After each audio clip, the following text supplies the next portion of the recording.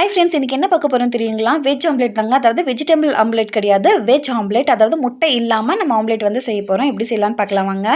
இதுக்கு வந்து தேவையான பொருட்கள் வந்து கடலை மாவு. மெயின் இன்க்ரீடியண்ட் வந்து கடலை மாவு தான். கடலை மாவு எடுத்திருக்கேன். அப்புறம் பெரிய வெங்காயத்தை வந்து இந்த மாதிரி நீல வாக்கில் கட் பண்ணி எடுத்திருக்கேன். ஒரு பிஞ்ச் அளவுக்கு சமையல் சோடா எடுத்திருக்கேன். நீங்கள் பேக்கிங் சோடா கூட ஆட் பண்ணிக்கலாம். அப்புறம் கொஞ்சமாக பெப்பர், உப்பு, இது வந்து டேஸ்ட்டுக்கு ஏற்ற அளவுக்கு நம்ம எடுத்துக்கிறோம். இப்போ வந்து ஒரு பவுல் எடுத்துக்கிறேன்.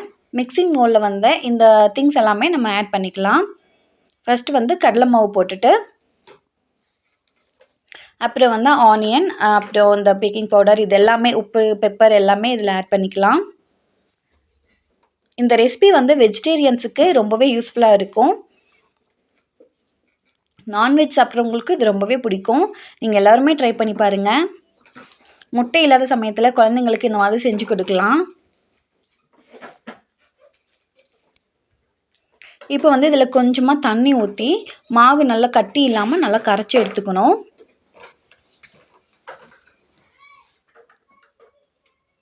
நான் நல்லா மிக்ஸ் பண்ணிவிட்டு காட்டுறேன் பாருங்கள். இந்த அளவுக்கு மாவோட கன்சிஸ்டன்சி இருக்கணும். நான் வந்து கொஞ்சமாக கெட்டியாக இருக்குது, நான் கொஞ்சமாக வாட்டர் ஆட் பண்ணிக்கிறேன். அவ்வளோதாங்க. மாவோட கன்சிஸ்டன்சி இந்த மாதிரி தான் இருக்கணும். அப்போ தான் ஆம்லேட் நல்லா டேஸ்ட்டாக இருக்கும். இல்லைன்னா ரொம்ப கெட்டியாக இருக்கும், ரொம்ப திக்காக இருக்கும். சாரி.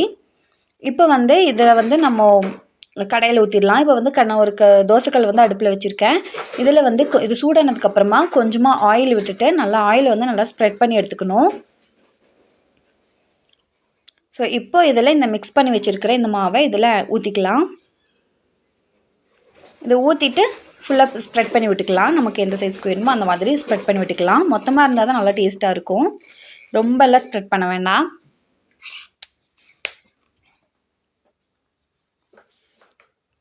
அவ்வளோதாங்க.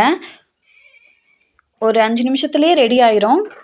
ஓரளவுக்கு மீடியம் ஃப்ளேம்லேயே இருக்கட்டும். இப்போ வந்து ஒரு சைடு வந்து வெந்துருச்சு. இப்போ இன்னொரு சைடு நான் திருப்பி போட்டுக்கிறேன். நான் வந்து ரொம்ப ஸ்பீடாக திருப்பி போட்டேன், நீங்கள் கொஞ்சம் மெதுவாகவே திருப்பி போடுங்க.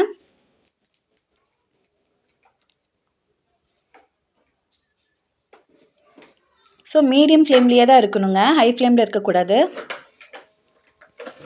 ஸோ அவ்வளோதாங்க, ஆம்லேட் ரெசிபி வந்து ரெடி ஆயிடுச்சு. ரொம்பவே டேஸ்டியாக இருக்குங்க. எல்லோரும் ட்ரை பண்ணி பாருங்கள். இந்த ரெசிபி பிடிச்சிருந்தா மறக்காமல் இந்த வீடியோக்கு ஒரு லைக் போட்டுட்டு அப்புறம் நம்ம சேனலையும் சப்ஸ்கிரைப் பண்ணிக்கோங்க. அவ்வளோ டேஸ்ட்டாக இருந்துச்சுங்க. மறக்காமல் ட்ரை பண்ணி பாருங்கள். தேங்க்யூ ஃபார் வாட்சிங். பாய்.